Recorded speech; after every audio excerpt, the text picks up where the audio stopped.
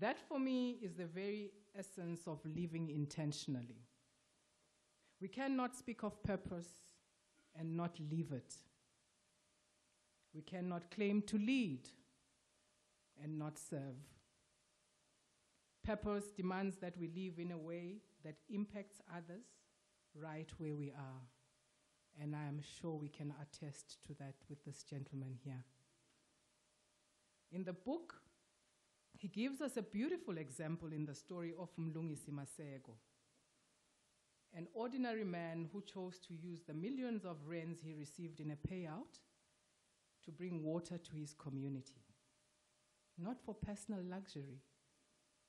He turned his blessing into service and his name into legacy. This is purpose of motion, creating and becoming the greatness in the ordinary. That's what purpose is about. One of the most powerful threads are running through Rooted and Rising is the art of storytelling.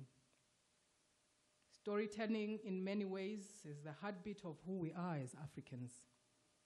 It is how our ancestors taught, how they healed, how they guided, and built identity. They sat around fires, under trees, under stars. They passed down wisdom through storytelling. Every tale carried a lesson, a warning, a dream, and even hope.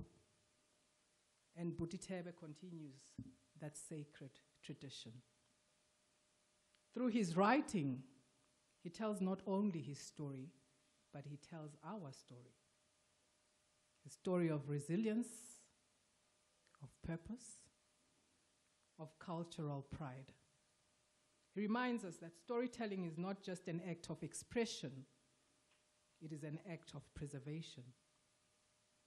It is how we hold on to our history when the world tries to forget it, how we keep our languages alive, and how we remind our children of the values that shaped us. I see there's one here. When we tell our stories, we reclaim our narrative. We protect our heritage from distortion and silence. We remind the world and ourselves that our voices matter, that we are not just observers of history, but we are authors of it. And a few people tell our story with the grace and depth and conviction that Thebe does. His words carry rhythm. His sentences carry soul. His books are archives of African brilliance. They speak of pride, they speak of purpose, and of belonging. What I love most about what Thebe writes and the way he does it, he writes as Thebe. He just writes as himself. Isn't that lovely? The same warmth, groundedness, and strength that he carries in person, it flows through his words. The humor, the energy, his depth, his belief in Africa, all translate into his written offering. Through his storytelling, he teaches and affirms and uplifts us all. And this now leads us to one of the book's deepest lessons, staying rooted. To be rooted is to remain anchored in what makes us who we are. That is our culture, our heritage, our values, and our identity. Because when we lose our roots, we lose our rhythm. When we forget where we come from, we begin to drift. In every culture, our ancestors understood that roots are sacred. They are what keeps the tree standing tall through storms. So this book calls us back to that kind of wisdom, to stay grounded in our traditions, in our languages, in our communities, and in our sense of belonging. To rise without roots is to risk being blown away by every wind. But to rise with roots is legacy. The greatest gift we can give to those who come after us is to remain anchored in who we are, even as we grow and as we evolve. As someone who believes deeply in purpose, intentionality, and servant leadership, I am moved by how Rooted and Rising reminds us that leadership begins within. It begins with knowing who you are and refusing to be separated from that truth, no matter how high you climb, and having the humility to return to your truth should you ever drift away from it. But Thebe, thank you for reminding us that purpose is lived, that culture is not a costume, but a compass, that storytelling is not just art, but it's legacy. It is how we keep our memories alive, how we connect generations, and how we build a collective identity that cannot be erased. You have told your story, and in doing so, you have told ours. So congratulations on this powerful contribution. May this book continue to remind generations to come that our rise means nothing if it is not rooted in who we are, and that our stories, told in our voices, are the seeds of legacy. So, ladies and gentlemen, here's to a successful launch and the impactful conversations that are yet to follow. Thank you very much.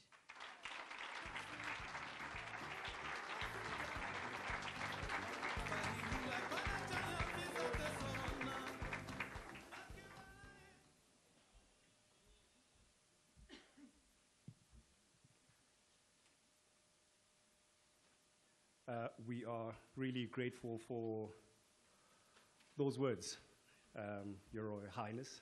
And I think it's always so amazing to listen to people and how they interpret and digest what they read and bring it into their own. I think that's the beauty about this book is, you know, Rising and Rooted is not a book that is meant to be romanticized. It's actually a very practical, it's a textbook if you think about it. And I think in my mind, if you're wanting to realign, to look at yourself, to re-energize yourself, it's one of those tools that one could use to do exactly that. And so now we come to, I guess, the moment everyone is really been looking forward to, and that is an episode of Nostalgia #3Talk. Sorry, I had to do that. If you are one of those who were not born at that point in time, you'll figure it out as the conversation happens. Or ask the elder or the 1K next to you.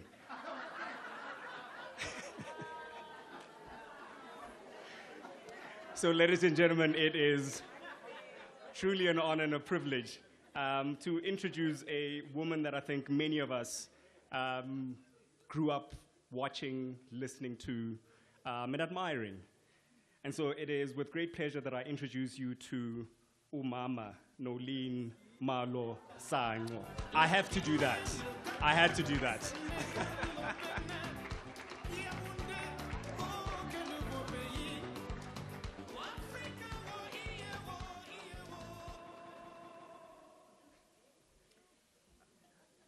Can I stop? I was still going to read the rest of your profile. Oh, sorry, I just wanted to talk. I still had to read her profile. And I'm going to do that, right? So Bonunumtata Nolene Malo Sango is a pioneering South African broadcaster. I apologize. So my clicks are not oriented in the direction they should be. South African broadcaster, journalist, and philanthropist whose voice and vision has shaped the nation's story for nearly 4 decades. Her early days on Radio Transkei and her celebrated tenure as the or tenure as the 3 Talk presenter, she became a household name that many of us grew and adore and grew listening to and adored, engaging the country in meaningful conversations and redefining what it means to be a woman in media. She is both intelligent, stylish, deeply attuned, and really speaks to the hearts of the people. And so we welcome you.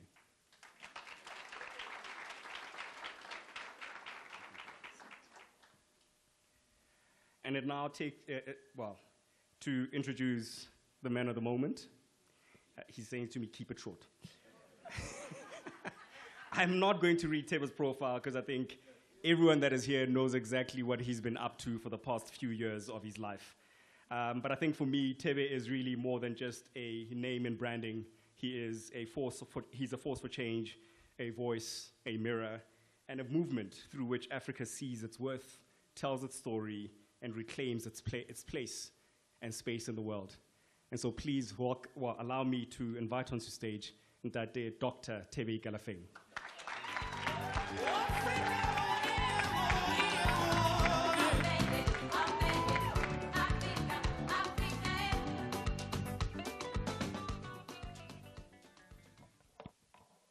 Thank you so much for that wonderful introduction. Now, a little story. He's making up stories about us. Because I promise you, I accepted the invitation and I was humbled. I was so humbled that, little old me, because I'm ashamed at my old age being taken out of retirement. Menolene, how I hate this. So the gentleman sitting behind me was like, how Menolene? And I'm like, Kosiam, have I reached? I am Menolene. But the interesting, just and what I'm about to relate to you, comes straight to the book, Rooted and Rising. So Thebe has been hounding me. Nolene, please send me just a little blurb about yourself. So I sent him 2 lines this afternoon, and the lines were Nolene Maulana Sangu, born in Mthatha, 1967. I'm fabulous, I'm a philanthropist, thanks, bye. So this is the message in green. Thebe then sends me and he says, Nolene Maulana Sangu, and then it goes on and on and on. And I'm like, I will not allow you to give me these few words. And when I could have been insulted because this is how I want to be referred to. But when I actually thought about it, it speaks to rooted and rising. So many things that Thebe says in the book, be unapologetic about who you are. Indeed, because I was confused. Because the challenge with us Africans is we are so used to underselling ourselves and not recognizing ourselves. Because I think, and which is what we talk about as well in the book, that a lot of times we want to minimize ourselves. And I think it's what Miriam Williamson says, which Mandela likes to quote so much. He says, who are we not to be fabulous? And all those. So, and you're a celebrated broadcaster. And I thought, what does she mean? She's just beautiful and she's hot and don't. Unamanga, I never said beautiful and hot. I never. Yes, unamanga Thebe. I was like, what about Abu Basitsana, who grew up saying, when I grow up, I want to be like her? What is that like you that you have that we must celebrate? It's very, But also, by the way, the other thing I was going to say, it's a very African thing. It's also one of the reasons why we are where we are a lot of the times. Because everybody else comes to our countries and see our value and extracts it and celebrates it. But Tina, among us, we understand. Why do we do that? And don't ask me that question because I'm not going to answer you. Why do we think theoretically? Why do we undersell ourselves? You talk about it in the book, but why? Just very briefly. Because in our culture, we never want to rise above the community. we never want to rise about everywhere else because we define ourselves in relation to everybody. And we never want to see ourselves standing out. And I think in a way it has affected how we also go out into the rest of the world. Because when we go out into the world, we then also want to reduce ourselves. Because our cultures, our communities have told us you should not stand out too much. You know, the tallest tree catches the wind.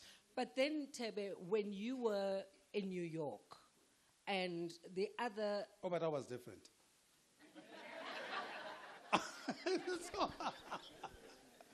Anyway, you were saying. You know, very few people are able to shut me up. He's one of them. You say that we don't, as a people, we don't want to stand out. We want to dump. But there was a time when you landed the big job in New York, where your mentor, the other black person in the company, said, you are going to dress like this in order for you to fit in. So you did that as well at the time. Of course, and I think I speak in the book about a double consciousness, which is the idea that despite what I've said about us, our culture and all those, we still operate in a world that is both Western and colonially inspired, as well as cultural. So being in a New York environment, the idea that how do you fit in order to stand out? Yeah. So that the focus must be on who you are, not on what you look like. And of course there you have to fit in the look. I mean, at that time, we had to wear beautiful starched shirts, custom-made suits, and we just need to stand out. Yeah. That was how standing out looks like. But it worked for America, because America was much more Western-oriented. Yeah. But of course, when you come back home, you then realize, but I'm not actually Western. And how do I stand out? How do I balance both? By being both African as well as African in a Western world, rather. How do we, as a people, start to, because you obviously, it took you decades to get to where you are. Oh, but don't make me that old now. But Thebe, it did. Nike was in? Kudala, long time ago. You're looking fabulous. Thank you. I'm going to take this Not bad outfit. for a 21-year-old. Yeah, no, not at all. I'm 25. You're 21. How do we, and you talk about it in the book, how do we change that mindset? Not just about the showing up, not just about showing off about who we are. How do we change that mindset? I'm going to answer it by starting over the answer with the one question that actually asked in terms of why is it that we want to minimize ourselves? Because I think we lack self-confidence in who we are. But we also lack self-appreciation that who we are is enough. But not just enough, it is our distinction and our competitive advantage. And I think to me that's where it starts. Because once you accept yourself and and then you follow it up by valuing that which you are, then you are able to navigate the world on your terms. The MC referred to Rooted and Rising as a textbook. Now, immediately when someone says a textbook, you think of Customary Law 101, and you think, really, a textbook? How do you feel about that reference? It's quite interesting. So he came to my office, exactly as he said, and he said, hey, you know, I'm trying to navigate, you know, you can see he's a very suave priest. I mean, they don't make priests like this anymore. Because I grew up in a Catholic church, so you know the priests wear dresses. I think that's where they had to cover up everything. But this priest here has got hairs hanging. And it's quite fancy, right? So he came to my office, and then in our conversations, then I said, but I need to have a framework of how I speak to him, something that he can take away to remember how to think about his transitions in life, both as a professional, but both and as a person as a professional. So he says it's a textbook because in many ways it is a manual. I look at it as a cultural manual more than anything. It's not, and I didn't want to write a book where you feel warm like when you pee yourself. and nobody sees you. I want to... Okay, that analogy. and hope that nobody catches you out. How often do you do that?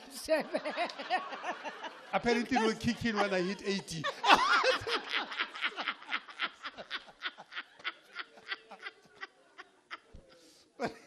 But you know, a lot of the, and I always explain, so let me take it back to who I am, for example. So what I do. So I speak a lot internationally. I stand in front of podiums and all those, and people like to book me to speak. And I always tell them, I'm not a speaker. I said, what do you mean? I said, I'm not a speaker. I'm just a thought leader and authority in a subject who knows how to tell his story. So a lot of the quote-unquote people who you call speakers, they speak a lot of beautiful things. You feel really hot afterwards. And then afterwards you're like, kind of what were they talking about? As soon as you left. So I thought, let me do something that is both inspirational, because there'll be interesting stories. You know, the Queen spoke about one of the stories in there. There'll be stories which are more inspirational, but there's also needs to be a framework of, so how do I make this real for me? And that's where the blend between beautiful inspiration, but also empowerment. So it's an inspiration and an empowerment, quote-unquote, manual. So I don't, maybe it's not a textbook, although I saw Professor Isol the year from UJ. UJ has prescribed it for their honor students next year. Wow, that's amazing. So in that way, it is a quote-unquote text. But in the way I describe it, to me, it's more it's a renaissance, it's a renewal, it's a call to action. It is a reminder of who we are. But as we go through the journey, because we've lost our way since 1884, we've lost our way. So part of what we need a manual on how to get back on that journey. And that's what makes it texty, if you will. The follow-up question to that would be, who should be reading the book, except the honors students or learners at UJ next year? But before we get to that, there's something that made me feel warm. I don't want to ask what's happening. I'm afraid. And what made me feel warm was reading the foreword. Nothing as dirty as you were thinking. Thebe, you sing of the grandmother who names a child with prophecy in her voice, of the young wanderer seeking clarity in a world of broken mirrors, of the artist sketching new maps of belonging with lines that refuse erasure. That warmed me. In fact, the foreword, before you even get into the book, the foreword is warming. It doesn't give clarity on the book, but it gives clarity on this human called Thebe. How did you feel about because you chose who was going to write the foreword? So the foreword was written by Professor Toyin Falola, a Nigerian-American, who has written over 100 books on African history, identity, etc., etc. And I decided, because this book is a renewal book, it's a cultural book. It requires an authority who understands the continent, an authority who lives the continent, an authority who lives in America, but of course is an adjunct professor at UCT, Northwest, and UNISA as well, but somebody who understands this duality of who we are, but somebody who is seasoned at the age, I think, is 75, who is seasoned in what it means to be an African, and writes about it and lives it. So when I read it, of course, I mean, and he wrote this while he was in Japan. So he was in Japan during TCAT, so that's very recently, actually. He was in Japan in TCAT. I said, Prof, this story, and when he sent it to me, I was like, wow, I also felt warm. I think your phrase, your But I felt- buzzword but is mostly- warm. but mostly I felt Warm rooted. telling. Ikalafeng. What is your full name? Thebe Ikalafeng, the shield has arrived. Where do you get he does need that. He really. The shield has arrived like a volcano. You have arrived. When did Thebe know that this young man is going to make a mark? When was that defining moment?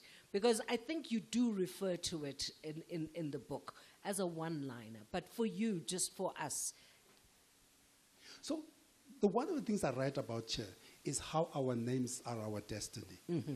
Our names capture the story of who we are, but it also captures the story of our parents' hopes for us, and also our community's hopes for us. So many ways, many of us, we either live to define or to defy those names. And it is almost like a quote in there about how a quote about how the name becomes a humbling experience. So when you get your name, you always have to say, what does it mean? But I think there's also something called a destiny. Because I think all of us are meant to be somewhere, somebody, for somebody, somewhere. And it's our job is just to listen. So in my house, I've got a beautiful bronze, which I bought at some gallery. And it is of a man lying down with a hand on the floor and the other hand up. And I asked the artist from where I've got this collection, I said, what does this piece of work mean? And he said, many of us in Africa, we have our hands open, begging for things from the rest of the world, instead of listening to the ground from where we come from. So I think the name grounds you. The name defines your journey. So did I know I'm going to be writing a book? Well, I'm not somebody yet. Did I know I'm going to be writing a book or something? No, I don't think so. I just know that I was always top of the class in my whole life. I always knew that I was always the one, quote unquote, leading. So whatever I do, I was going to lead in something. It may not be this, but I was going to lead in something. But I just followed my heart. I never ever defined who I am by what other people think. And you know me, you've known me for more than 30 years. And you'll know I've never ever walked the same path as everybody. I've always walked my path. And in walking my path, along the way you find the path you're supposed to be on. That's so profound. But just to deviate for a second, you know, as you're speaking and you're mentioning we've known each other for 30 years, you gifted me this pen 20 years ago. And that is who... You're a woman of fine taste. Now, the question is, because usually one gets paid for things like this, and he made it clear you are not getting paid. So, dude, top this. One fascinating, and this is not something, and I'll come back to who should be reading the book, but... Oh, yeah, I need to answer that, yes. No, I haven't asked it yet. She's a problem. One very interesting thing about the book is as you go through the book and then you are hit with a playlist. Every single chapter you are hit with a playlist, which I had the pleasure of indulging in as I was preparing for this interview. The most amazing experience, because you take your phone and there's Brenda Fassie, and you listen to Brenda Fassie, or you listen to Salif Keita, or you listen to Sanko Mota as you indulge in the book. you know, my feet are rising because I get so excited about it. And because it was an exciting experience for me, because this was the first time I've indulged in a book where simultaneously I was able to listen to music. Talk to us about that. Because our culture is not just our proverbs. Our culture is our music. Our culture is how we present ourselves. Our culture is our food. So I thought, let me create the book that speaks to a big enough part of our culture. And then for every chapter, the seven primary chapters inside the 7 piece, I thought, what playlist captures the essence of what we've talked about? What playlist speaks to people? What playlist speaks to the need to take time out? You know, I think the first song in the pause, well, that came to mind was "Take Time" by Canaan, and it's like, my goodness, these songs all remind me and remind me of who we are, and remind me of where we come from, but they also capture the song. Now remember, a lot of people. And every time I felt the hurt and I felt the giving getting me up off the wall, I'm just gonna take a minute and let it ride. I'm just gonna take a minute and let it breathe. I'm just gonna take a minute and let it ride. Right? I'm just gonna take a minute And I'm just going to take a minute, because, you know, where does Canaan come from? It comes from Somalia. Ethiopia lives in Canada, and the story of him celebrating his mother, the need to take time out and reflect on where he comes from. And to me, that's what the book is about. The book is about our story. So the music also does just that. So if you listen to just a song, you probably get the essence of the chapter. If you read the chapter, you get the depth of the content. And if you go one step further, you are able to, in the harvest time, you are able now to reflect. So what does it mean for me? Higher and higher. Oh, my brother. So, you know, I came back to South Africa, South Africa, 94. And when I came back to South Africa, I said, the one thing that reminds me of home, of South Africa, is Brenda Fassie. And I couldn't find her anywhere, because Brenda was no longer the same. And she was living in Hillbrow. And Hillbrow was no longer the same place. I then said, let me go find my brother.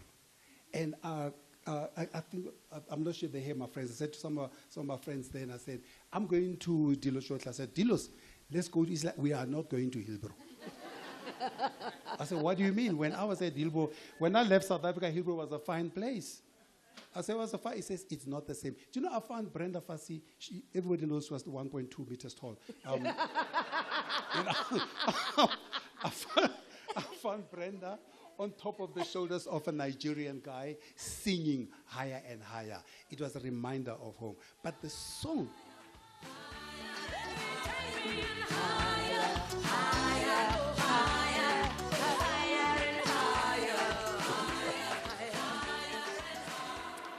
But isn't it beautiful, that song as well, because it's a triumphant song. Yeah.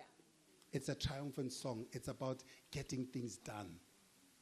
And I love that about Brenda, and I love that. And so the book is infused with that type of storytelling between music and words and proverbs and cultural aspects. Did you get help in getting the music, in aligning the playlist with the different chapters?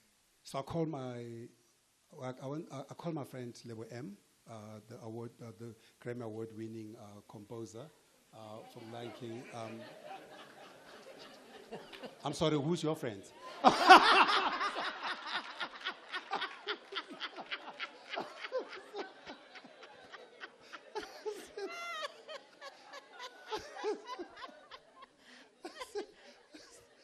To see him. Isn't it nice to have friends in high places? You know, I called my friend Lebu M. Well, that's what I'm going to be saying. You know, Thebe Ikalafeng, so I was leaving home today, and I'm leaving, and my children ask, where are you going? And I'm saying, I'm going to Uncle Thebe's launch. So the one Googles, he says, "Oh, this guy, you know him?" And I'm like, "Yeah, he's my friend." So Lebu, but Lebu's also my friend. Yeah, Lebu's all our friends because we all have the DVDs and we all have the Netflix and we all have the CDs. It's all our friends. But anyway, I went to see Lebu at his house.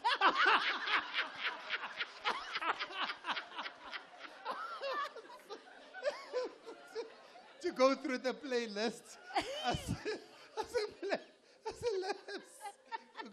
said, you're not well.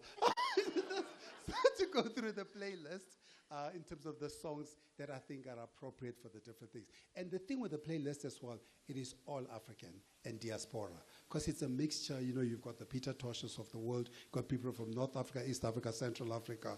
And I wanted to make sure that the playlist captures our story, because our story is not just told from South Africa or from the continental Africa, but our story is also told by the Canaans of Tegemenes who are based in Canada and America and all those. And that's how the story looks. And by the way, I was so intentional as well, as you probably saw, that I first started by writing the book fully Afro-focused. I had no quotes from people from other continents which arrived in 1652.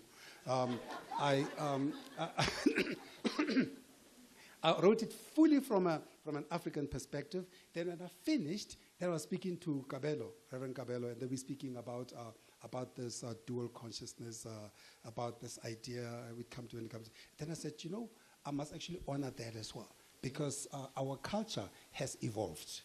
We are not just Africa from Africa, but we're Africa as well, inspired by the other cultures. But I wanted to find the African story everywhere. And because even when I travel outside of the continent, I first look for Africa in every country I get to.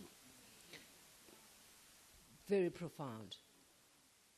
Who do you, as this brilliant marketer, Well, who do you bounce things off? Who do you, when you've got this brilliant idea, rooted and rising, you know, I'm going to write this book because I need to write, even though a year ago I dropped one book, but I'm going to, and I'm traveling 1,000,000 miles an hour, and I'm doing interviews, and I'm at the yellow table, and I'm all over the place. When you quietly sit down and say, okay, Thebe, you've written this book, let me give it to someone as a sounding board. Because we can't know it all, as much as we like to think we do. And you, as this grounded man, you know that I need to, let me get someone else just to look at this. Not for reassurance. The one thing I've learned for myself, or I've been able to do for myself, is to take inspiration everywhere. Yeah. There is nobody too young, nobody too old, nobody too inexperienced. Matter of fact, Michael Kambai is 21, 22. He's in Morocco. His brother's here. Caleb, his father's here. Chris, they're Congolese. We must just check their passports.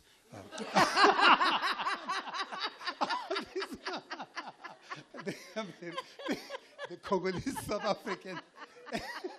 I'm teasing up Congolese South African. So, you know, I sat with Michael at 22 and Caleb in my patio, trying to figure out some of the words and the structures and how to think about it. So, you know, I'll take an inspiration for somebody 22 like that. Yeah. Then I'll go to somebody like Kabelo, who's doing his PhD in theology. I'll say, KB, where does this fit in?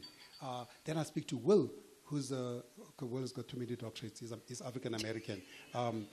You know, I'll go to Lerato next door. So all these people here had a say somehow. So I think this is, because this book is not my book.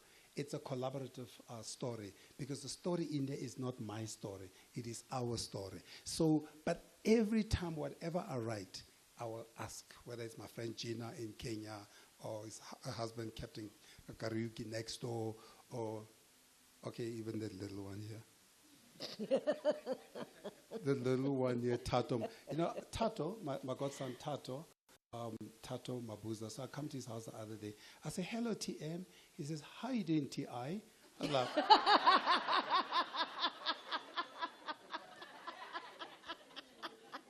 So anyway, you're going to get inspiration from TM, and you're going to get it from other people. So there's lots of professors actually went through this book as well.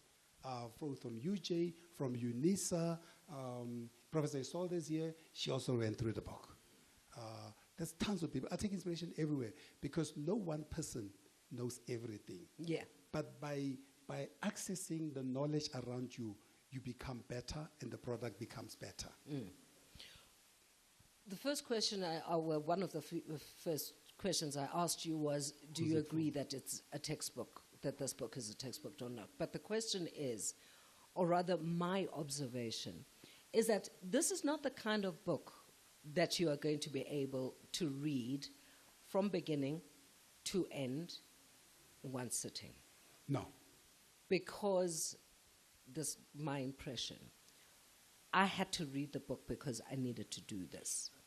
But I need to read the book. I need to go back because there are some uncomfortable questions the book asks. There are some uncomfortable, unsettling, self-introspective statements, comments, worksheets that you like, okay, I need a quiet space, a cup of tea, put my feet up, and actually really read the book. Okay, some people don't do cup of tea, but that's a different subject. Okay, glass of wine, whatever. Glass of wine. Listen, Tebe, I had a mini stroke. I can't drink anymore, so which is a very big.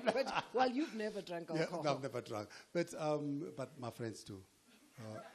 So one of us had to drive for them. Only Desmond and I don't drink among my friends. The rest are drunks, but we love them.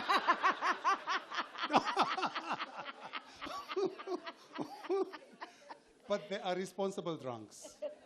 But luckily, we've got priests in my area. So you've got Kabelo, and you've got Reverend Imbeu, and Mamuruti Kangi Ambeu next door. So I've got good friends who balance the rest of the alcoholics in my group. So this is not a book that you're going to rush through. The reason you can't rush through is because it is a journey. It is a journey of rediscovery. Yeah. It is a journey of reimagining. It is a journey of remembering. Because, we'll ask the questions when it comes to the people section, which is the first one. Because, us Africans, for example, and that's and maybe that's it's a good way to give it an illustration. In the people section, which is the first subchapter, the first P, relate the story of how us as Africans, when we meet each other, so when white people meet each other, they're like, Nolene, what do you do? Very transactional. When Africans meet each other, they're like, Nolene maholona sangu. I know the sangus. Which one are you? Mm-hmm. Because what we want to do, we want to connect. Yes. We want to root you. Yes. We want to see the relationships. So our connections are always relational and not transactional. Yeah. And and at the end of the subchapter, while you are recovering from reading, obviously there's a playlist, but then you've got what I call harvest time. And in the harvest time, I've created worksheets for you to be able now to go back and say, yes, who roots me? Who gives me an identity? Who are those people that I go to? Because the thing about us Africans, doesn't matter how far you go, you'll always come back home. And that's why you always want to be buried at home. Like we'll all come to Joburg with the big houses and the fast cars. But when it's time, when the maker gives you an SMS, it's time now, you then start saying, yo, I must go back. So now all of a sudden we need to do tar roads because you are very rich where you come from. We need to put fences around your 3-room house. Now all of a sudden we need to be reminded how to slaughter, even if you don't know how to do it, because it's work. So we need to learn how to do those things, because you always have to come back home. Yeah. And that's why the first chapter is a foundational chapter. It speaks to you coming back home. Because the whole book is really about coming back home. You know, Thebe, we could spend the next 3 hours Nje. talking about this book, and we still wouldn't finish. No. It's impossible. But, you know, in the digital age that we live in, you touch on that, and so importantly, talk about what you put out and how that can turn against us, because we are living in this fast age. Millisecond, you send, you're gone. Reputation gone. I mean, I'm summarizing it in the most crude way, but you put it so eloquently in the book. In the 6th P or so, I think I call it presence, how to create presence. I talk about this digital times that we're in. That's now where the duality comes into place. That I'm not just saying that, yes, if you want to tell your story, you must go paint with the koi sons and draw those little people with the small butts and the long legs on the stones. I was talking about the koi sons, that's what they look like. What's wrong with you? But I'm saying that part of how you're going to tell your story as well, you're not always going to have to go out and then scream that everybody knows. So now you can have to tell a story in the digital world. But also, if you don't exist in the digital space, they will exist too. Because these days, you'll find out people say, no, Thebe's got a Facebook. He even sells crypto. Then Thebe says, but I don't know anything about crypto. I am not on Facebook. No, you are. Somebody has created a life for you. So it's such a dangerous place that we're in. But also the other danger that we're in is people forget now that you can't have another story on digital that is inconsistent with the story in the community. That now you need to align the two. Because most of us are beautiful and wonderful on social media. Our Instagrams, we are always on point. Then when you come and see us at our homes, then we need to run quickly to go powder up quickly so that I can be the same person. So it's also about understanding that in the digital age, authenticity is still important. And this book is about authenticity. How do you tell that to a slay queen? Oh.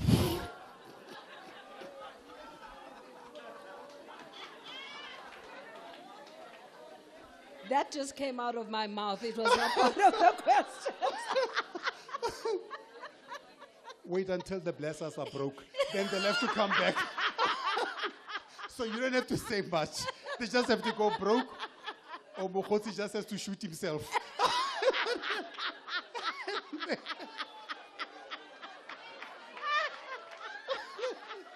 Then the money is finished. And then you can't afford to go get Dolce & Gabbana and Balenciaga, all those people that we used to use to define who we are. Because now we are being stripped to who we are authentically. Yeah. So, it's unfortunate that we live in an era where people now have created these non-existent images of who we are. Yeah. But at the end, I always say the final arbiter is that last day when the Maika calls you. You will have to reckon with yourself. And when you go back, you know, like, there's this Nigerian guy. What's his? Bobrovsky, I think. I think there's that Nigerian guy. Bobrovsky's made up. He's a trans, right? Bobrovsky. And his light complexion and puts on wigs and all those things. When he goes to the rural areas, you probably know, takes off the wigs, stands in the sun a little bit to darken, wears pants, because the father says, yeah, you are home. Here you have to be what we expect of people like you. So we always, you will always come home, and home will always remind you who you are, despite what you're trying to tell of yourself outside there. Who should be reading this book? I think first it's us. It's a reminder of us, for us, of what makes us so special, what makes us so distinctive, what makes us so authentic. We should be reading it just to remember who we are, because who we are will always be there. So it's a reminder to us of who we are, so we should be reading the book. But I think, and Gina was telling me, I was in Kenya this weekend, and Gina was telling me, says, Thebe, you need to give it to this guy. That's like an English guy. I'm like, Gina, What's this English guy going to do with the book? So I said, what's he going to do with the book? And Gina says, he needs to read it to understand us. Because remember, we're living in that world. And in that world where we interact with different people, we need to understand each other. So this book is not just for us to remember who we are, and for those who know ourselves to deepen who we are, but for those we come in across who don't know who we are, to reconnect with us, to understand us, so that we can be enriched in how we engage with each other.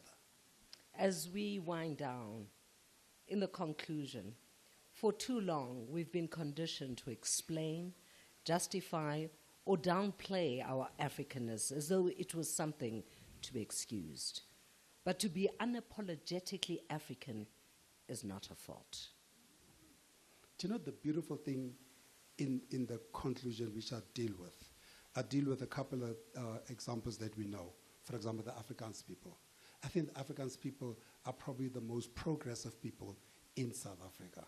And the reason they are progressive is because they are the one people who have curated and protected their culture.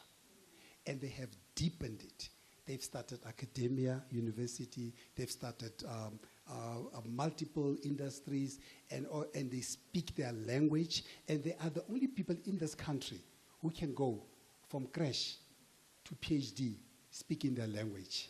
The rest of us you know, I mean, sorry, I don't want to point the 100 people I saw who've got children, and oh, my child doesn't speak English. I said, so too sorry.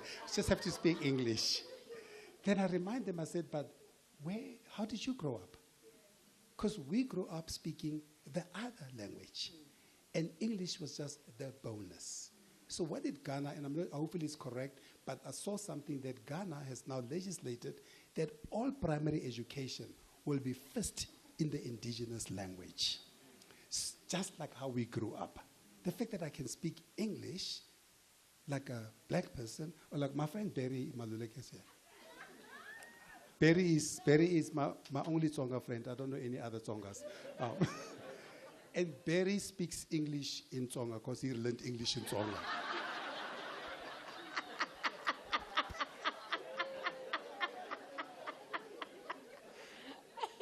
I love Barry for that authenticity. So, Barry always makes fun about that. But let me tell you, because I think what the Afrikaners have done is to show us that when you take pride in yourself. So many of us are saying, I'm not going to Stellenbosch. They've got all their own money. Well, there's a money spoken in their language, created in their language, using your sweat. So what we need to do, we need to learn from the Afrikaners. We need to learn from the Muslims. Because what do the Muslims do? They take you as well from the madrasa. They teach you their culture from a young all the way to the end. We need to learn from the Africans, from the Muslims, from the Jews. We need to come back to ourselves and understand that being who we are is our distinction, is our currency. Hugh Masekela says wrote in the book in the end, Hugh Masekela said, one day we will wake up and tell our children we were once African. In fact, he says, when I look at my grandchildren, I figure that when they ask them 20 years from now who they are, they're probably going to say, we used to be Africans long ago. Because we have sacrificed who we are. We have downgraded who we are. We have told everybody what we are is lesser. We are better if we're English. We're better if we're Western. But actually, you know, the Queen says to me, I was with her in Swaziland, she says to me, Thebe, I'm going to arrive as me. I said, of course, you always are you. And we should do that. We should not apologize. But I have no problem with a friend next door who doesn't look like us. Cleo. Because we're living in that world of duality. Yeah. As we conclude, I'm going to give you a few minutes to sell the book. To sell the book? No, indeed, it's your book. It's your What stage. is Exclusive doing when we're here? Just do a little bit. A bit of PR. Where do we get the book? When is it available? How much does it cost? Do we get a family discount? Wow.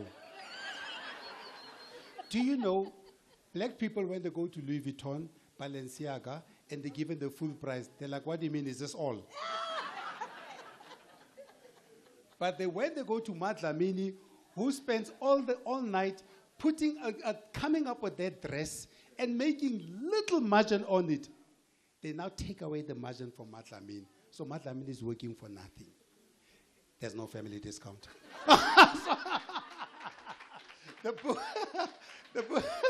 The book is at Exclusive. You know, I'm very proud of what we've been able to accomplish with The Traveler last year. It was the best-selling book last year. It is a story of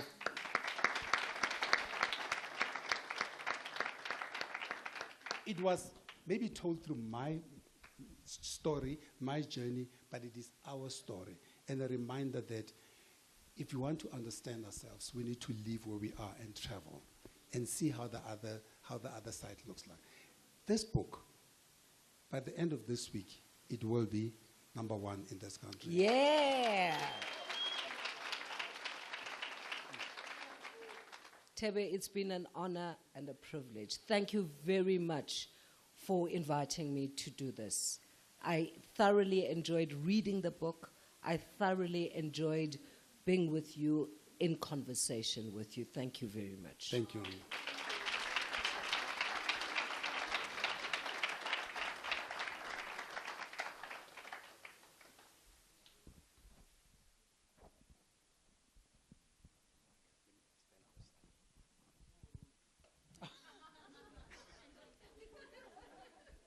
I always like when people find out I'm a priest. The first thing is always, is he a priest?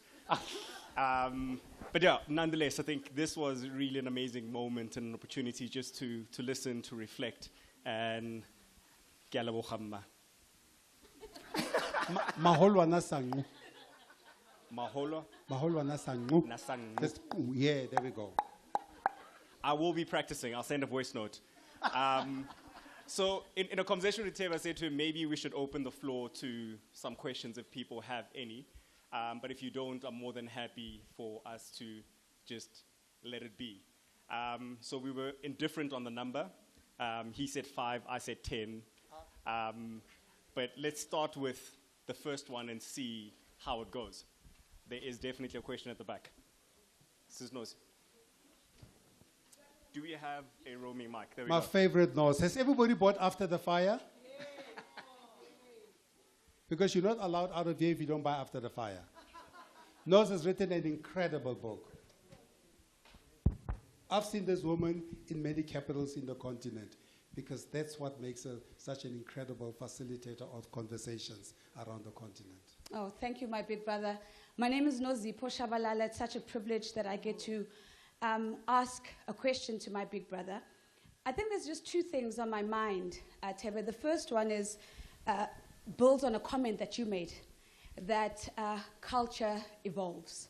The question to you is, who decides what gets preserved and what is allowed to change? And perhaps you can give us a thinking model or framework for us to engage with that complexity. And then the second question and the final one is, I love the comment that Her Royal Highness made towards the end, where she said that culture is not a costume, it's a compass. And I often see in the spaces that we occupy that there is the risk of paralysis in the performative, thinking that if you show up looking African, you've done enough. How does the book help us to transcend the performative so that culture really becomes a framework that helps us to process and make decisions? Thank you so much. Thank you, and I think you answered the question, by the way.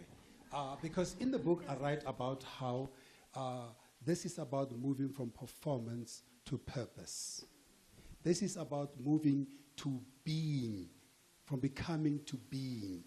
It is about understanding that our culture, like you say, even this book, is just a compass. That because we're living in a changing world, we too should be changing with the times.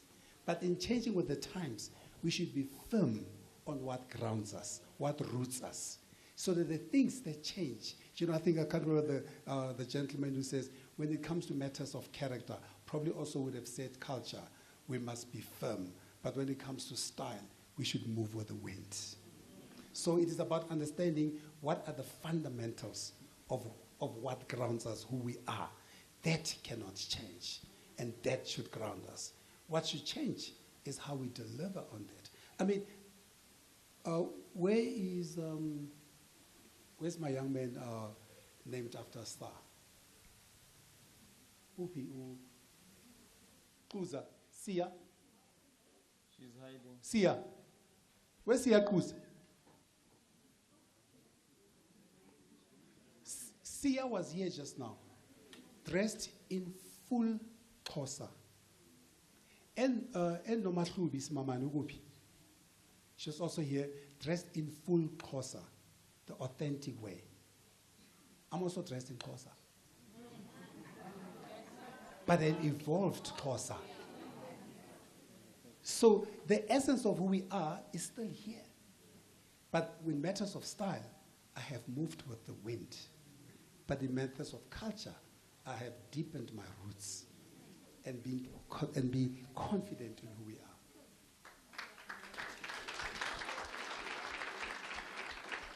Congratulations, Thebe, on another book that you've written. I'm here, and I'm not going to say anything. But coming from Botswana, there was something that used to hurt us a lot as Botswana. When our first export being DJ Fresh, they would say, South Africa's very own. Now Thebe is Motswana. He's from Botswana, and we claim him. You're not allowed to dress like that in Botswana. That's a discussion for another day. But do you feel welcome pretty much everywhere that you get to travel? Because not convinced to Waron, but being African, do you feel African everywhere? And is that how we are also supposed to be able to feel? Because South Africans are not very welcoming. Melissa di passport. Anyway. My parents are South African. My grandmother is South African. My grandfather is from Botswana. Before ICE comes and knocks my knees out. When I live here. So, anyway, Lusika, thank you so much. I saw friends from Botswana flown in, Gikanse, Lusika. So, thank you so much for coming through here. And Lusika, we are very welcoming. What do you mean? Us South Africans. But I think I show up as me everywhere I go. That's what I want to answer the question. I show up. I think that's in the book, and we've seen in the previous book. Arrived at a black tie dinner in London, dressed in a kente cloth, an authentic kente cloth. Everybody around me had black and white suits. It's fine. It's fine. I was myself. I didn't apologize. Do you know what's so beautiful about our culture? They spend the entire evening focusing on me. The entire evening. They forgot that there was a function. I was now the function. That's how beautiful our culture is. Yeah. So I always show up as myself, because there's nothing more beautiful and sexier than being yourself. I hope you are able. When I trampa go emetse go airport.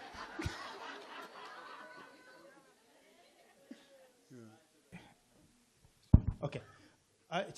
Congratulations on the book. I haven't read it yet. I'm yet to read it. Yeah, you touched on, Angela Thebe here. You touched on the use of mother tongue in teaching, and I want to pick your brain on that. Given that we are trying to undo damage that has taken 500 years to be instilled on us. We're trying to reverse that. And how the Afrikaners are beating us is that they've purposed their language not only as a subject in itself, but as a language of teaching and learning. Correct. We are far from that. We want to teach isiZulu as a language and as a subject. We want to teach Sepedi as a subject. How do we converge in a multidisciplinary society like South Africa and ensure that our languages are language, not just subjects in themselves, but also languages of teaching and learning? Because I feel like there's a gap there as a nation. Thank you.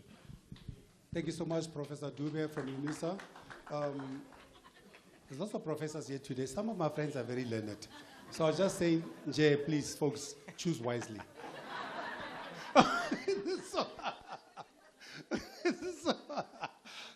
I made an example about, I made a facetious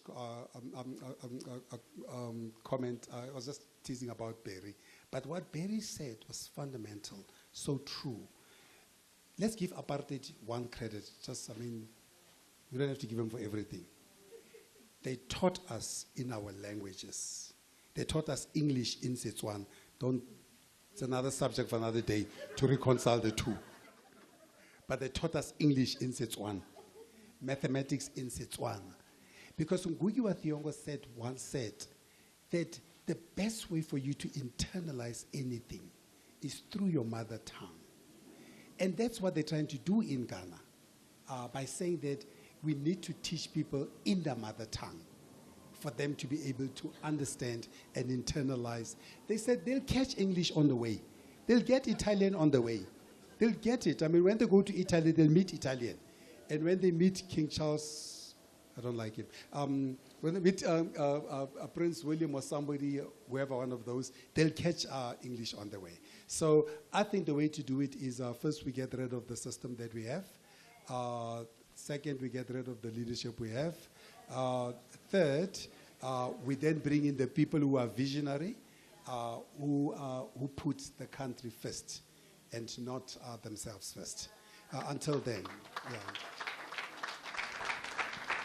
Sorry, I can say these things because some of my friends are advocates. Advocate Happy Jingila, my friend, just got...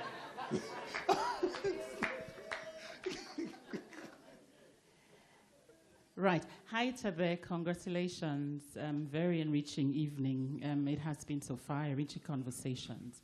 So this is almost like a leftist question and is around cultural gatekeeping. When you're watching, I'm a big user of TikTok or just, hanging out on TikTok, you would find Black Americans who are, kind of, I don't want to say appropriating, but representing themselves in either of our cultures on the continent. And then you find us, the Africans, really harassing them and telling them that's not your culture, So it'd be great to get your views on cultural gatekeeping that is at least happening on social media. Do you know what I love about Nigerians? Is they never forget, they never leave themselves behind. She kept, she's a learner, she's a PhD and an executive, but she still, when she speaks, you hear her culture, you hear her roots. I can have a conversation with her because when she speaks, I can say to her, you sound interesting. Which country are you from? That now we can build onto that. So is there such a thing as cultural gatekeeping? Is there such a thing as appropriation? Do I think to me, appropriation is when you don't give credit. But when you take on and embrace other cultures, it's appreciation. And as long as you give credit, I don't think there's a problem. Because we're the last people to talk about appropriation. Because look at us right now. We are wearing shoes. Some of us have got Indian hair. The poor Indians are suffering. We are sitting on Western chairs. So we're the last people to talk about appropriation because we are the kings and queens of appropriation. So let's allow the other kids to steal a little bit. As long as they tell us, it comes from them. Because we like to say, this is from Louis Vuitton in Paris. So as long as they also say, oh, this is from KwaZulu Natal in this particular city, it's fine. We just want recognition for our creativity and for our distinction. There's no problem with it. So to answer you, no, we should not be gatekeeping. No, we shouldn't be going on to stages and talking about appropriation, because the minute we say that, can we please send back those ships that came in 1652, the Reiche, Dromedaries, and the Goede Hoop, and let's pack them up with all the things that we are wearing right now, that we are eating right now, that we are living under, and send them back to Holland. So we can run around naked in our little patches.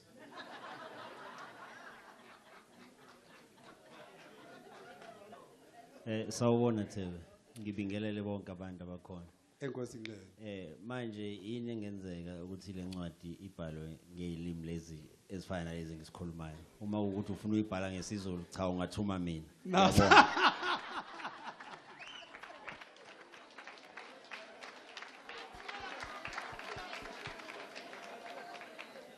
Okay, the only part I didn't like about what he said is the last part.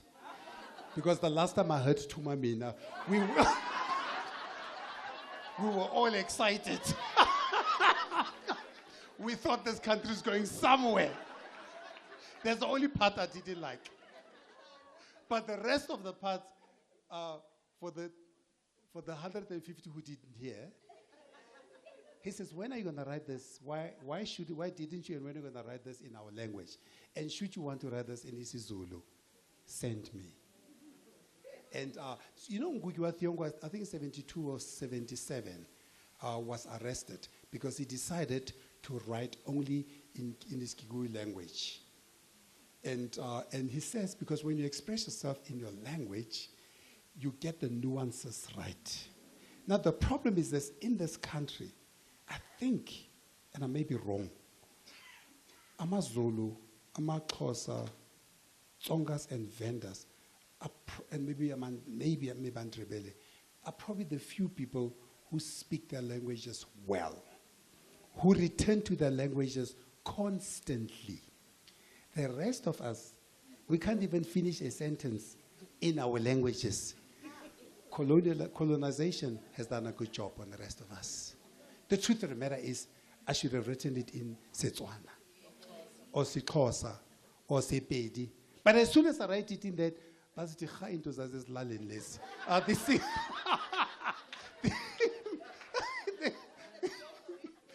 you with me? They will not read it.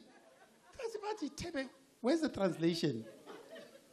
Colonization has done a good job on us. So I wrote it in English as a common language among us 12 speakers. There's 12 languages. The others just don't say anything, but they're there.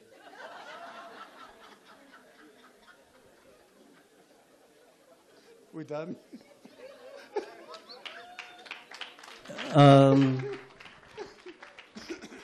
I've got it over here, Thebe. Yeah.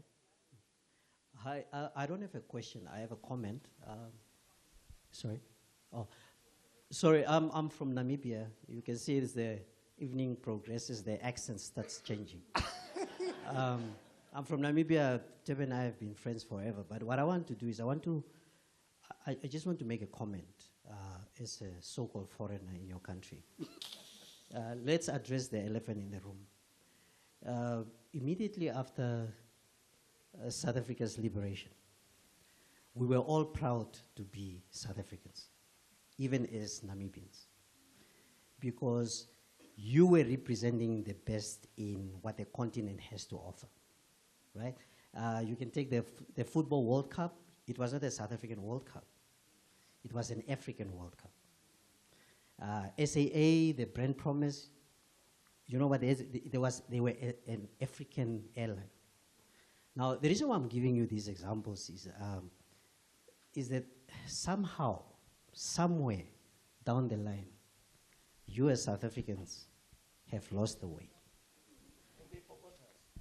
And you know, so when Thebe was telling me that that's the title of his book, and he said it's rooted and rising, it really resonated with me as a Namibian, the one message I want to give you as South Africans here tonight, and I'm not just saying that because Thebe is my brother.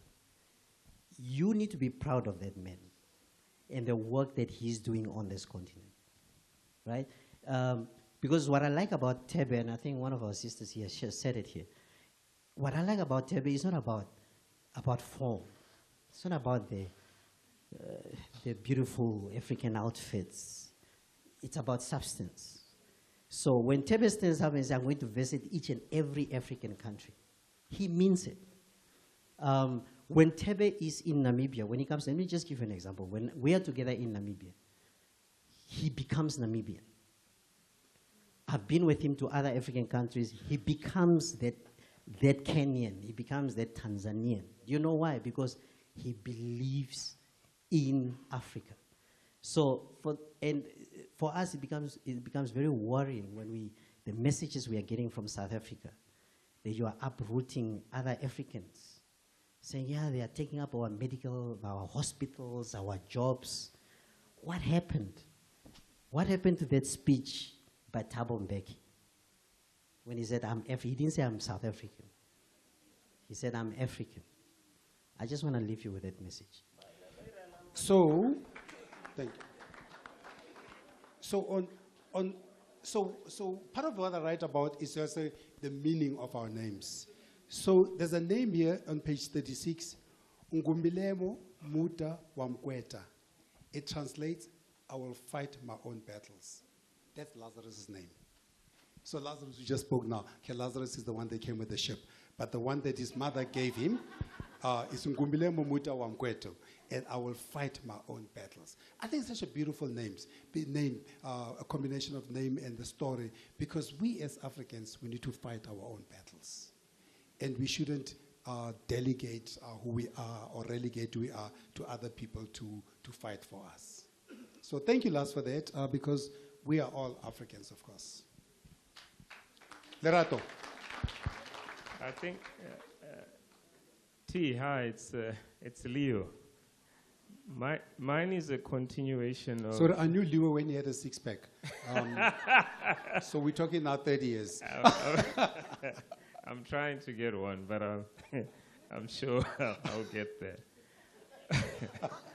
But mine is a continuation from a statement by Lusika and Lars. And I think just looking at on my right, I see Mr. Komeswana is there. I see JJ is there. Professor to you. Sorry. Yeah, Professor JJ Tabak. And I see, I think Mr. Shilowa refers to him as a newspaper man. And I think we must not, as South Africans, underestimate what xenophobia that has taken place in our country. And some of the populist statements that continue from some of our ill-advised politicians about our continent is doing to the damage of the South African brand as Africans. And I think going back to the statement that you make, that at the end of the day, you always go back home. You know, whether we refer to Tanzania or whether you talk about Zambia, during our struggle, where they hosted us, and I'm not saying we must accept the incompetence of some of our government departments in terms of managing immigration, but we have to ask people like yourself and the three gentlemen that I've mentioned to say, how do we change the conversations as South Africans? To say, we're Africans. Of course, we live in South Africa. And most of us, even you standing there, and I think we share the same history, where you have association with our neighboring countries, and I realized that the main guest speaker was a queen from Swaziland. Eswatini, sorry. But I think it's important that as we leave, we say consciously, what are we going to do about brand South Africa in the greater continent, whether you talk of 54 countries or others. Thank you, T. Thank you, Leo. That's such an important contribution. Lerato, I think Lerato has a question here. Okay. Should we take at least two more and then conclude? And then we conclude. Because there's a lot of hands coming up. Yeah, okay. Lerato. Wasn't to me WhatsApp Manaron.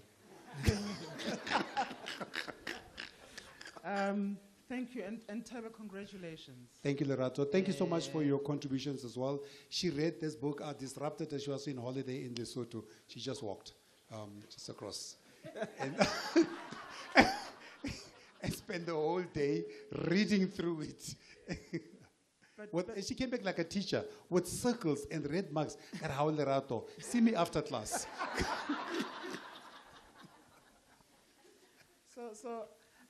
Because I have the benefit of having read the book, what has struck me about the book and about these conversations today is two things. The one is that we have allowed other people illegitimate people to become the purveyors of our culture.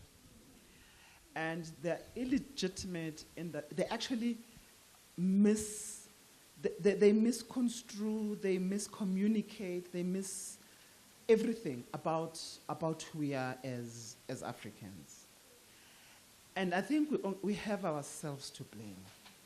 But thank you for writing the book, because what now needs to happen is that we need to have many different conversations. Correct. We have to have the conversations about education and language.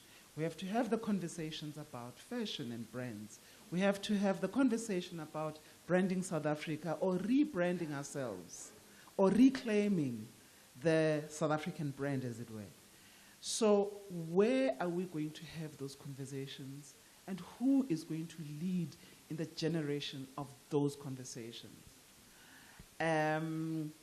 I had hoped that we would have, but there's someone from the SABC, my friend is here. No, the SABC has done a wonderful job. The African Language Services, they are here broadcasting live.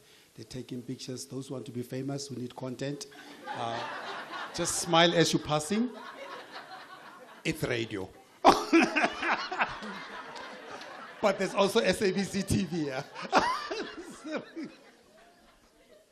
But Thebe, you have sparked the conversation. We know that you're busy. You just said he moves at 1 million miles per second. You're going to have to stop and tell us how we should carry on with this conversation, because the book is layered. It has got many, many, many different things about it. You and I spoke a while ago, and we spoke about grief. And I said, actually, somebody needs to remind us as Africans about how we grieve. So we have all kinds of mental problems and challenges and so on, because we have forgotten how in our culture these things are done, and how they're communal, and how they help us heal. So thank you. That's all I wanted to say. No, thank you so much. I just want to answer for a minute in terms of how we take these conversations further. So last year after the Traveler, you hosted at your house young people and a few of your friends and invited me, and we had conversation. We had like 30, 40 people at your house, and it was incredible, because the way you did it reminded me of, apologize, Reverend Imbeu, not talking about Isonte Zenzimali. How the churches, the charismatic churches, how they think in what you call cells. That's how they multiply. So I felt like we're in a cell session at your house, talking to those people. Next week I'm speaking to like 75 accountants. Then I'm going to Bloemfontein speaking to 200 people. So that's how the conversations go. So it is not necessarily about broadcasting. It's about casting to different segments. And that's how the conversation goes. But also, like I said, it's not my story, it's our story. I was just curating the story. It's about, and the way the book is written, it's so interesting because anyone can take this book further on their own without me, because of the way I've done it in the middle sections, where there's workbooks and all those. So you almost can take this story without me and create your own cell to take the conversations further. And we're going to take these conversations further. I mean, Coco was calling me, Chef Coco, Chef Coco knows how to cook in 7 languages. I mean, he's Belgian, he's Burundian, he's South African, he's you are everything, Coco. You're the only person I know who's got 7. I don't understand how you could manage to be out of 7 parents. But you've done a good job. But Chef Coco was saying to me the other day, a few nights ago, he says, Thebe, I want to have this book on the menu as part of a conversation. A 7-course menu on the 7 P's. And I was like, Chef, that's so interesting. Because that's what we do. You know? That's what we do. Des last year said, I'm going to make sure all my VIP customers have a copy of The Traveler. It was a Traveler. Why did he do that? I don't think he did it just because we've been friends for 101 years. He did it because he said, not everybody's going to get to travel. And you know, these, the ones who eat at the Desmond, you know they've got money. And most of them, the furthest they travel is Cape Town and Paris. So Des knows the only way some of them are going to go to, some of these ashy places I go to, is to put the book in the hand. But it's about sharing the story. It's that, Lerato, to answer your question, the conversation travels that way.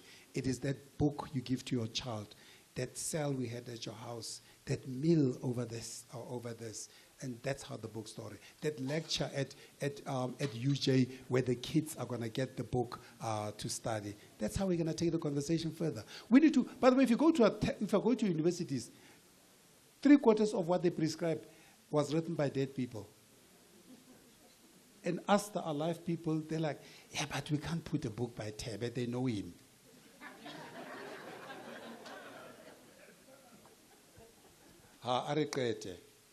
Oh, is it me? Is it me? Okay. So congratulations and thank you, T, for involving us in this project. You look amazing, by the way. I want that suit. Thank you, my friend. Thank you. What does it mean to be African post the aid era and the opportunities that come with people pulling the carpet under our feet and us being able to say, actually, we are on our own and we're going to be okay? I think that's part of the work that needs to be done going forward. But just to follow on, Lerato, I was going to say, Thebe, to be your friend is hard. So, can your next give us time to breathe so that we can catch ourselves before you come up with another book? So what is the next for Thebe and how should we prepare as your friends? Because you are costly. Some of us have just newly gotten married and every day to talk to you. So give us the time, please. You are not well. So you know you talk about the rug from... So, I mean, how beautiful is the set? This rug is from Xhosa. I think the very first and the biggest rug from Xhosa was mine. Well, I mean, it's just a statement of fact.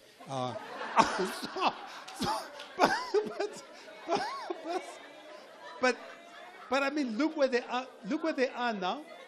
They have evolved now, and they have brought our culture into our living rooms. So, you know, when I went, I called Laduma and Nsika. Where's Nsika? I called Nsika. Did Nsika Zunglibanton? I you know, just come. You can't afford them. Just wear them for free and bring them back. You know they're going to take pictures, so you can't wear them again. So anyway, bring them back. Anyway, I went to. So, but our cultures are right here. Nobody can take our cultures from us, pull the rug from under us, if we have our feet on this rug, if we are planted on this rug, if we wear our culture proudly, if we are proud of who we are, nobody can take it away from us, Kanye. Kanye is the epitome of evolution. So I ladies said and it's gentlemen, all. Just Benedict, sorry, Dominic. Benedict. I call Benedict Dominic. Okay. But if his name was Kagisho and Tumelo, I would never forget it. Thank you.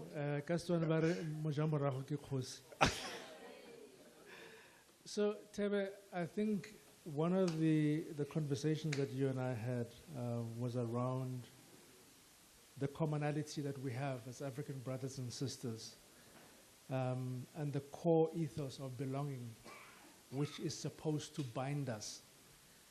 But yet, this glue seems to be fractured, and despite this, we remain fragmented and at war with ourselves and each other. Just maybe some thoughts on how we think about reversing that. Thanks. Kabele, you disturbed me. You called me.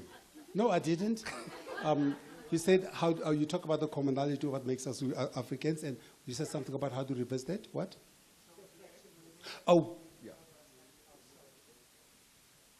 How do we reverse that fractured? To me, I think it starts. Is it Desmond Tutu or Mother Teresa said, "Start with what you have, where you are." No, it's not Oprah. No, it's not. Oh, it's not Oprah. It's Mother Teresa. Oprah appropriated it. So I think it is each and every one of us taking that responsibility and understanding the implications of our actions and our behaviors wherever we are. So, well, obviously, in our transition from from wearing incredibly beautiful suits, which got moth in my wardrobe now, to wearing incredibly beautiful African clothes. And what was so interesting is, in the transition, people used to stop me and they say, "Hey man, Thebe, you and those clothes and those rags from Africa." Then down the road, I started seeing ministers, politicians wearing them. Then I said, that's quite interesting. And you know what they say? We saw you. Because each and every one of us does that. And we change in small increments. We don't have to say much. We just have to do what we can with what we have where we are.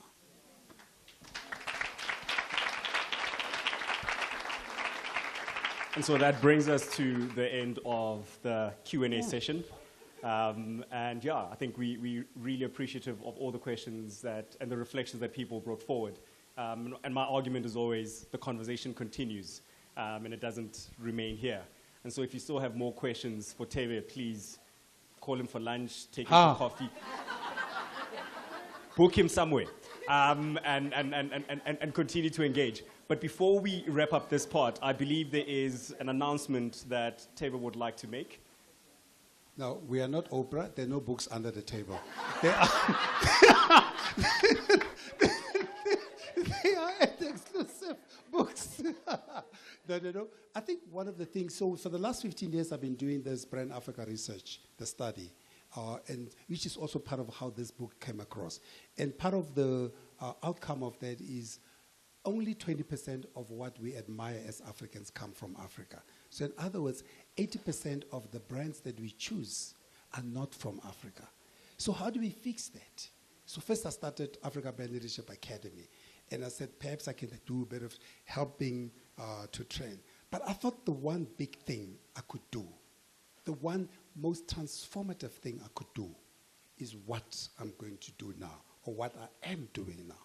So we're in the final signatures. We will have a proper get-together to launch ABLE, Africa Brand Leadership Education Fellowship. So I am launching a fellowship for PhDs focused only on African brands.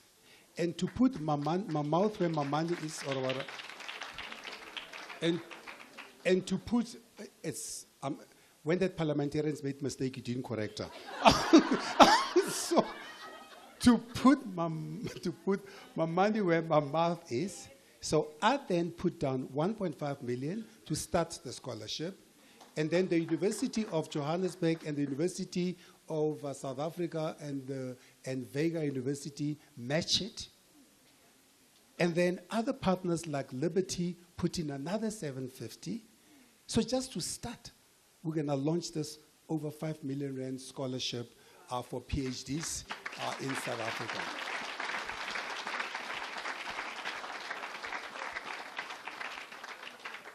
Now, because I'm not an egomaniac, it is not called Ikalafeng anything. Because as soon as you die, you know they change the names anyway. So I called it ABLE, which is Africa Brand Leadership Education Fellowship. That's what's called the Able Fellowship. The Able Fellowship is going to kick off very soon. Very excited of the work that I've been doing with UJ and UNISA and Vega over the last few months to narrow down this. And I'm very excited that my friends, where's Thabang Ramokhas? That my friends like Thabang Ramokhase, I just had one meeting with Thabang. Thabang said, here's your 750,000 rand towards the scholarship. I just had a couple of meetings with the VCs of UJ and the professors of UNISA and VCs, and they just said, we will match what you do. So I said, fine. So here's my first 1.5. So you match it, and we move on. And because, we can talk about these things. We can talk until the cows grow horns. And the thing that's going to happen is we're all going to die. All these mansions and the Lamborghinis, the 4 ones were the same color. They're either going to be repossessed or we're going to leave them behind. So, because you can't get them into the grave. But down the road, there'll be an Elon Musk coming from this country. There'll be a Laduma coming from this scholarship. There'll be a fellowship, rather, who will then have such a transformative impact in the world.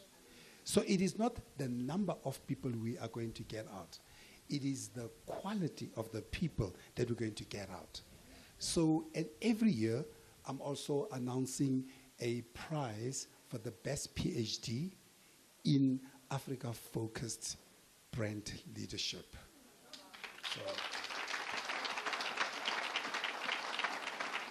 So that's it about putting your money or your mouth where your money is. Or your money is. I knew you were here, so I knew what you're going to do. So, but I'm done, folks. I think I've spoken too much for one night. First, let me say, thank you for honoring me by coming here tonight. Because, I come from a small town, but with a great impact. I come from Kimberley. We created all of you. So, I'm from the city that started Wits, that started the Diamond Rush, that created the first bright lights, street lights, the first tram. And I grew up with the city said CC, City of Civilization. To me, it's just an example of, doesn't matter where you come from, that you can make a difference anywhere. But to me, what matters mostly is that any one of us can make that difference. So I'm incredibly humbled that you all have chosen to come and hunger yourself here and eat little sandwiches and chill with me and talk about this incredible piece of work. But most importantly, I hope to call on some of you, because 5 million is not enough. We need 10, 20 million on the scholarship. So y'all with the big checkbooks, I'm coming and say, y'all, knocking. Nah, man. So just last few housekeeping matters. There some drinks and eats at the back of the room. We'll be signing books for you this evening if you are that way inclined. You can buy both the Traveler and then root yourself as you're rising. I had to do that. Okay. And so being a typical Anglican priest, I'm just going to ask you to take a moment just to quieten yourselves. Thebe Ikalafeng, ke tlo ntsha kubu.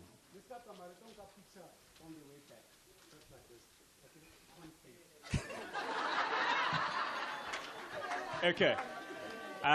So, given that we started with prayer, I think it's ideal that we conclude the same way that we began. And so, if you could just take a moment to calm yourself and draw yourself closer to yourself. Take a deep breath and remind yourself of why God created you. And it was to be you and no one else.